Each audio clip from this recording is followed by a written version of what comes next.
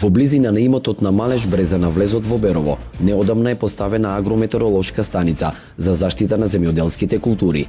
Станицата има софтвер, која на секои 10 минути ги мери и ги запишува податоците, кои потоа се трансферираат на сервер, која може да се инсталира на секој мобилен и секој корисник може да пристапи бесплатно до истите и да ги следи овие информации што ги нуди агрометеоролошката станица за секоја општина поединечно.